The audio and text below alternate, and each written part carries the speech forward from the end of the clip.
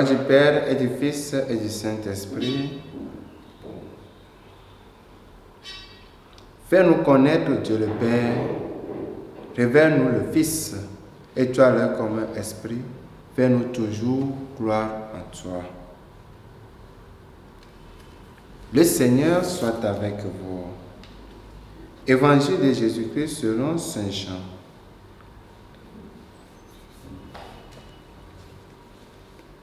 C'était après la mort de Jésus, le soir venu, en ce premier jour de la semaine, alors que les portes du lieu où se trouvaient les disciples étaient verrouillées, par crainte des Juifs, Jésus vint et il était là au milieu d'eux.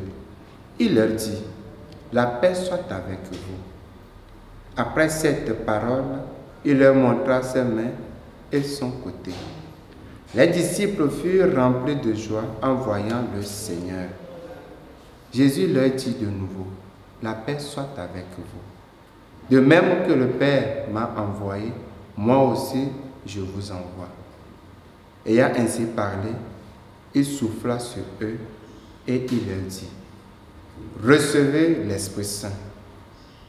À qui vous remettrez ses péchés, ils seront remis. À qui vous maintiendrez ses péchés, ils seront maintenus. » Or, l'un des 12, Thomas appelé Didyme, c'est-à-dire jumeau, n'était pas avec eux quand Jésus était venu.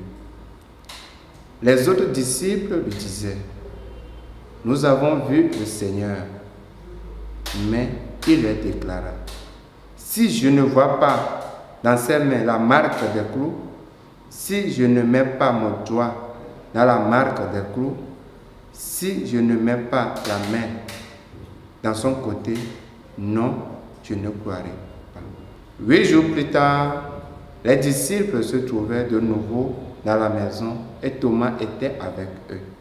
Jésus vient alors que les portes étaient verrouillées et il était là au milieu d'eux.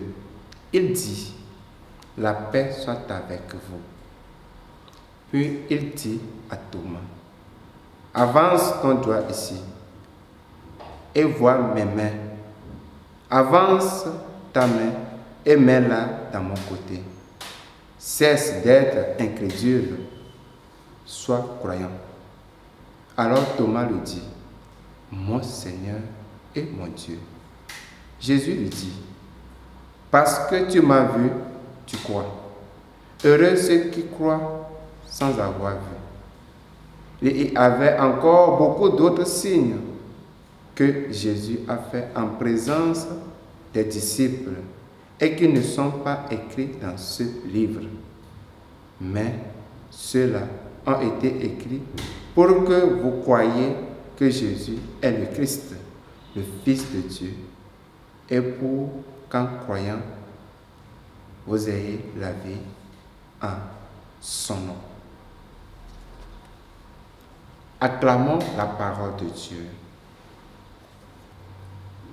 Aujourd'hui, le deuxième dimanche de Pâques, nous achevons l'octave de ce temps liturgique. L'une de 2 octaves avec celle de Noël, qui demeure après le renouvellement de la liturgie opéré par le Concile Vatican II. Pendant 8 jours, nous avons contemplé le même mystère, tâchant de l'approfondir sous la lumière de l'Esprit Saint. Par la décision du pape Jean-Paul II, ce dimanche s'appelle dimanche de la divine miséricorde. Comme le Saint-Père l'explique, la miséricorde divine est la manifestation de l'amour de Dieu dans une histoire blessée par le péché. À l'origine du mot miséricorde, l'on trouve les mots misère et cœur.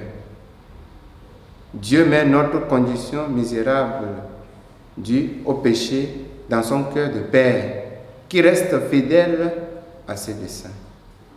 Jésus-Christ, mort et ressuscité, est la suprême manifestation et l'action de la miséricorde divine. car Dieu a tant aimé le monde qu'il a donné son Fils unique. Jean 3, verset 16. Il l'a envoyé à la mort pour nous sauver. Pour racheter l'esclave, Dieu livre le Fils. Nous avons proclamé dans le chant de la victoire de la veillée pascale. Et une fois ressuscité, il s'est constitué lui-même en source de salut pour tous ceux qui croient en lui. Par la foi et la conversion, nous accueillons le trésor de la miséricorde divine. Notre Sainte Mère, l'Église, qui veut que ses fils vivent de la vie du ressuscité, commande que, du moins, à Pâques, l'on communie et qu'on le fasse dans la grâce de Dieu. Les 50 jours de Pâques sont la période opportune pour accomplir ce précepte. C'est un bon moment pour se confesser et accueillir le pouvoir de pardonner les péchés que le Seigneur ressuscité a octroyés à son Église, puisque ce n'est qu'aux apôtres qu'il a dit « Recevez l'Esprit Saint. Tout homme à qui vous remettrez ses péchés, ils lui seront remis. » Nous accourons ainsi aux sources de la miséricorde divine et n'hésitons pas non plus à amener nos amis aux sources de vie, à l'Eucharistie et à la pénitence. Le Jésus ressuscité compte sur nous. Loué soit Jésus-Christ.